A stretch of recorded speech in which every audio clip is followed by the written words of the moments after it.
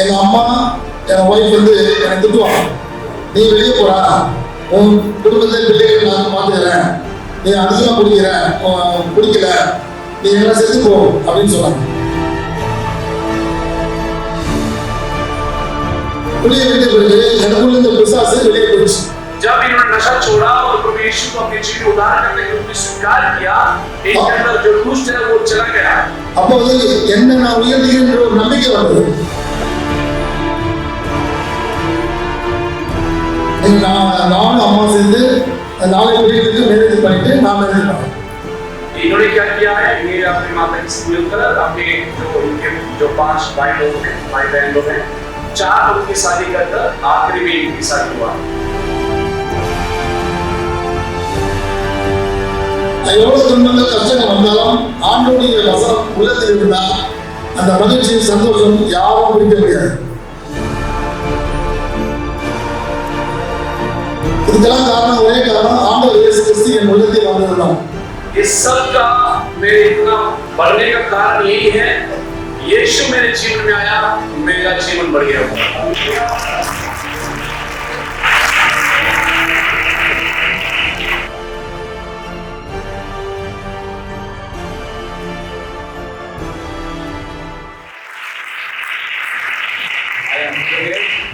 बच्चों से हम बंद करेंगे, ध्यान देंगे।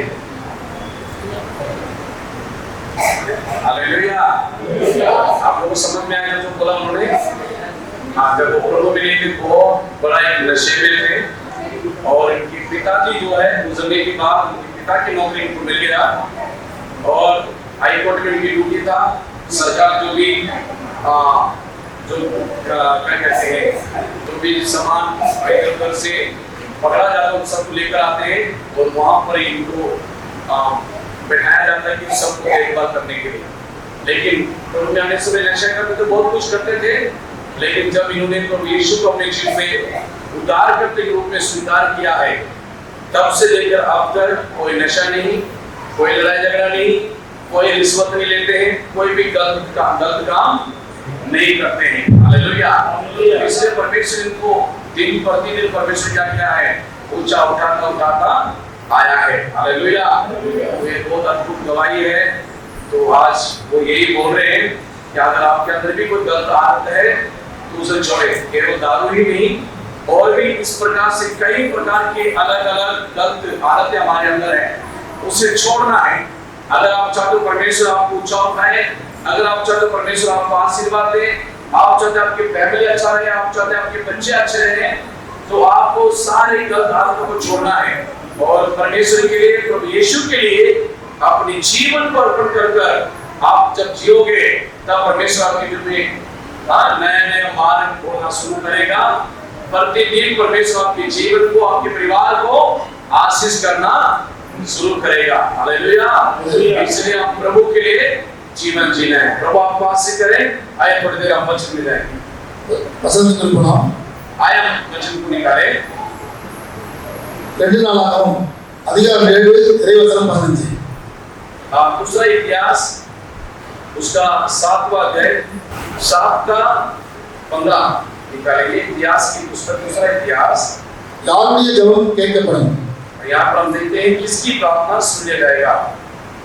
दूसरा इतिहास இந்த 7 का 15। இந்த தலத்தில் செய்யப்படும் ஜெபத்திற்கு என் கண்கள் திறந்து வைக்கணும், என் செவிகள் கவனிக்குமாய் இருக்கும்। हम यहाँ पर पढ़ते हैं, अब से जो प्रार्थना इस स्थान में की जाएगी उस पर मेरी आंखें खुली और मेरे कान लगे रहेंगे। இது கர்த்தர் என்ன சொல்றாருன்னா, நீங்க எங்க கூடி ஜெபிக்கிறீங்களோ, எந்த சர்ச்சையிலும் சரி, வீட்டில் எங்க ஜெபிக்கிறீங்களோ, அந்த உங்களுடைய ஆண்டவருடைய பார்வை உங்கள் மேல் இருக்கும்। यहाँ इस वचन का मतलब क्या है, जहाँ देखा इकट्ठे होते हैं, प्रार्थना करते हैं, परमेश्वर की आंखें उसके कान भी लगा रहता है। செவிகள், ஆண்டவருடைய செவிகள் கண்கள் உங்கள் மேல இருக்கும்। परमेश्वर की आंखें और कान भी आपके ऊपर है। इससे जहाँ पर यहाँ पर बैठे हैं परमेश्वर सूरी में, आप इस जगह पर किसी भी कोने में बैठे हैं, परमेश्वर आंखें किसके ऊपर है? किसके ऊपर है? आप क्या कर रहे हैं वो देख रहा है। उसकी आंखें, आप प्रार्थना कर रहे हैं, वचन सुन रहे हैं, नहीं सुन रहे, क्या कर रहे हैं वो देख रहा है, और उसकी कान भी आपके मुंह के ऊपर लगाया हुआ है। எதுக்கு ஜெபிக்கணும், யாருக்கு ஜெபிக்கணும் எதுவும் கேட்காதீங்க. ஜெபம் தான் வாழ்க்கையில ரொம்ப ரொம்ப முக்கியம். इसलिए प्रार्थना जो है हरेक मसीह जीवन में बहुत ही जरूरी है। वचन 2 नाளாகமம் 7:16 वचन दूसरा इतिहास जैसा हमने पढ़ा है 7:14 என் நாமம் தரிக்கப்பட்ட என் ஜனங்கள் தங்களை தாழ்த்தி ஜெபம் பண்ணி தன் முகத்தை தேடி தங்கள் பொல்லாத வழிகளை விட்டு திரும்பினால் அப்போது பரலோகத்திலிருக்கின்ற நான் கேட்டு அவர்கள் பாவத்தை மன்னித்து அவர்கள் தேசத்துக்கு சேமத்தை கொடுப்பேன் என்றார். लिखा है पढ़ सकते हैं दूसरा। तब यदि मेरी प्रजा के लोग जो मेरे कहलाते हैं दीन होकर प्रार्थना करें और मेरे दर्शन के खोजी होकर अपनी बुरी चाल से फिरे तो मैं स्वर्ग में से सुनकर उनका पाप क्षमा करूंगा और उनके देश को ज्यों का त्यों कर दूंगा। आमीन। கர்த்தர் என்ன சொல்றானா, என்னை பார்த்து யாரு பயந்து ஜெபிக்கிறீங்களோ அவங்களுக்கு நான் உதவி செய்வேன், ஆசீர்வதிப்பேன்னு சொல்றாரு. பயந்து ஜெபிக்கணும், தலைவரெல்லாம் இருக்கக்கூடாது, பெருமை இருக்கக்கூடாது. यहाँ पर क्या लिखा है? दीन होकर, अगर आप दीन और नम्र होकर परमेश्वर से भी प्रार्थना करते हैं अपनी पाप की क्षमा के लिए मन फेर कर, तब परमेश्वर क्या कहते हैं? उनकी प्रार्थना को परमेश्वर सुनता है। நீங்க எங்க இருந்தாலும் சரி, வீட்டில இருந்தாலும் ஜெபிக்கலாம். ஜெபிக்கிறப்போ ஆண்டவர் கண்டிப்பா அவர் கண்கள் திறக்கும், அவர் சேவை கொடுத்து உங்களை பாதுகாத்து ஆசீர்வதிப்பார். आप कहीं पर भी है, घर पे है, कहीं पर भी आप प्रार्थना कर सकते हैं। जब आप प्रार्थना करोगे वो आपकी प्रार्थना को सुनकर वो उत्तर देगा और आपको आशीष करेगा। பயந்தவர்கள் ஜெபம், பயந்து ஜெபிக்கிறாங்க இல்லையா, அவங்க ஜெபம் கேட்கப்படும். हाँ, जो दिन होकर परमेश्वर की भय के साथ जो रहता है उसकी प्रार्थना सुन लिया जाएगा। नेहेमिया 1:11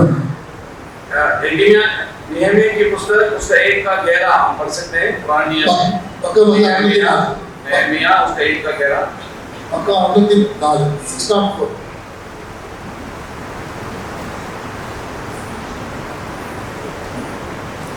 नेहेमिया का 11 नेहेमिया 1:11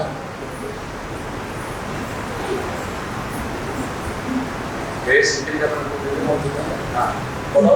यहोवा का क्या वचन मेरे पास पहुंचा, हे यिर्मयाह, तुझे क्या दिखाई पड़ता है? मैंने कहा, मुझे बादाम की एक थैली दिखाई पड़ती है। यिर्मयाह नहीं, नेहेमिया 1:11 हे प्रभु, विनती ये है कि तू अपने दास की प्रार्थना पर और अपने उन दासों की प्रार्थना पर जो मेरे नाम का भय मानना चाहते हैं कान लगा और आज अपने दास का काम सफल कर और उस पुरुष को उस पर दयालु कर। मैं तो राजा का पियाऊ था।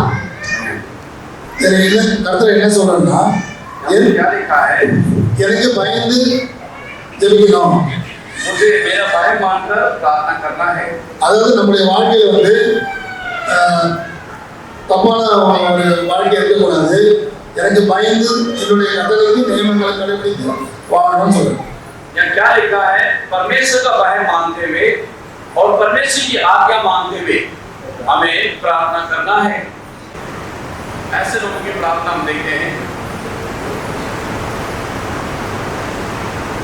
पेज नंबर 733 संगीतम 102:16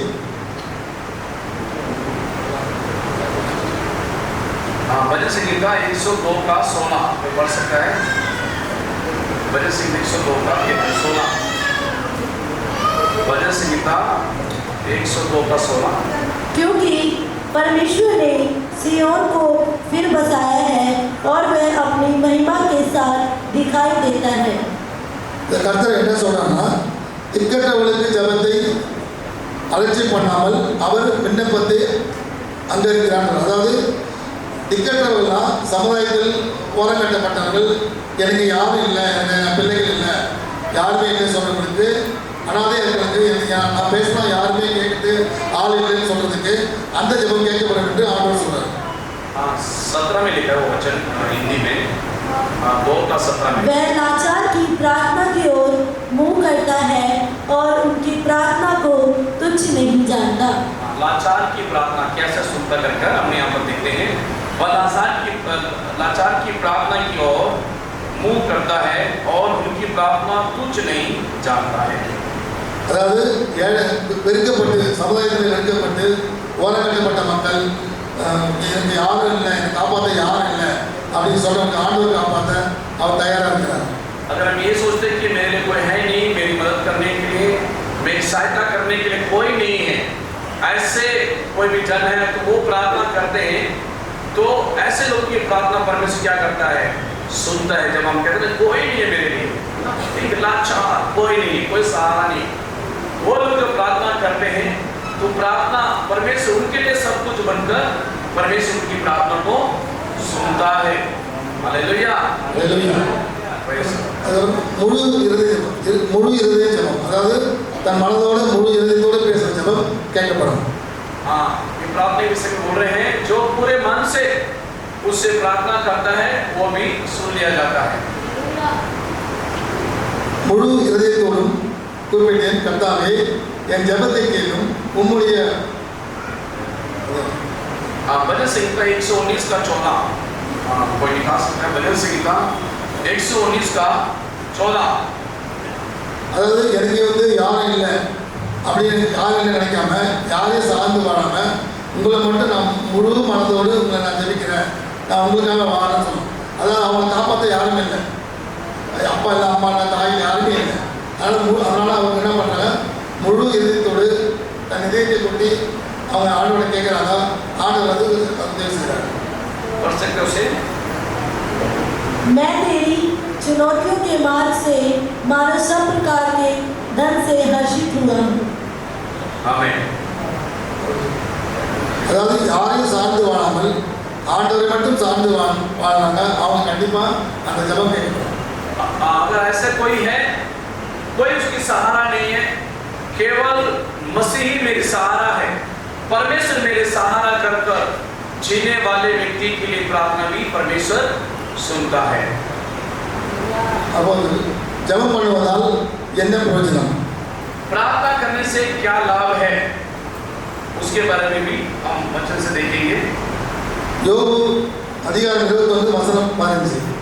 हाँ, अय्यूब की पुस्तक उसके 21वां अध्याय और उसका 15वां वचन आप पढ़ सकते हैं।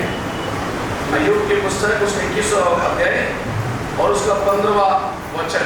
सर्वशक्तिमान क्या है कि हम उसकी सेवा करें, यदि हम उससे विनती भी करें तो हमें क्या लाभ होगा। ஜெபிக்கிறவன் ஜெபம் பண்ணாமல் இருக்கிறவன் துன்மார்க்கனாக ஆகிவிடுவான். யார் ஜெபிக்கிறாங்களோ அவங்க நல்லா அந்த சமுதாயத்தில் வாழ, ஜெபிக்காத கெட்டு போவான், இந்த உலகத்துக்கு பின்னாடி போயிடுவான்னு சொல்றாங்க. हमने क्या देखा है, सर्वशक्तिमान क्या है कि हम उसकी सेवा करें, यदि हम उससे विनती भी करें तो हमें क्या लाभ होगा। यानी जैसे ऐसे कुछ लोग कहते हैं ना कि क्या परमेश्वर के पास जाने से क्या लाभ होगा, जैसे बोलते चर्च में जाकर क्या लाभ होगा। ऐसे कुछ लोग बोलते हैं मैं उससे क्या प्रार्थना करूँ, क्या मुझे सुनेगा, क्या मुझे उत्तर देगा ना। ऐसे लोगों के बारे में यहाँ पर लिखा गया है, जैसे हमने यहाँ पर पढ़ा है, कुछ लोगों का ऐसा डाउट, ऐसा शक होता है कि क्या परमेश्वर मेरी प्रार्थना सुनेगा। அதாவது ஜெபம் பண்ணுவதால் நம்ம இந்த உலக வழிக்கு போக மாட்டோம், சாத்தானுக்கு பின்னாடி போக மாட்டோம். अगर आप परमेश्वर के हजूरी में प्रार्थना करने वाले लोग होते हैं तो हम संसार की चीजों के लिए या फिर संसार के लोगों जैसा जीवन नहीं होगा और हम शैतान के पीछे नहीं जाएंगे। ஜெபம் பண்ண மறந்தால், ஜெபம் பண்ணாம இருந்தா நம்ம இந்த உலகத்துல சீக்கிரமா கெடுறதுக்கு வழி வருது. अगर आप प्रार्थना करना भूल जाते हैं, प्रार्थना करना छोड़ देते हैं तो नीचे ही हम संसार की चीजों का या फिर संसार के लोगों के समान हम भी बन जाएंगे। ஒவ்வொரு நாளும் ஆஃப் நம்ம ஜெபம் பண்ணணும்.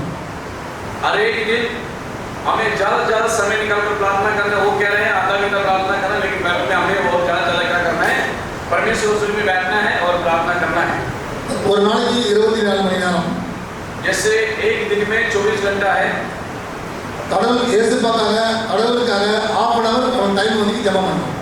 हम परमेश्वर के लिए, मसीह के लिए समय निकालकर மீதி 23 மணி நேரம் நம்ம செல்ஃபிஷா எடுத்துக்கலாம்.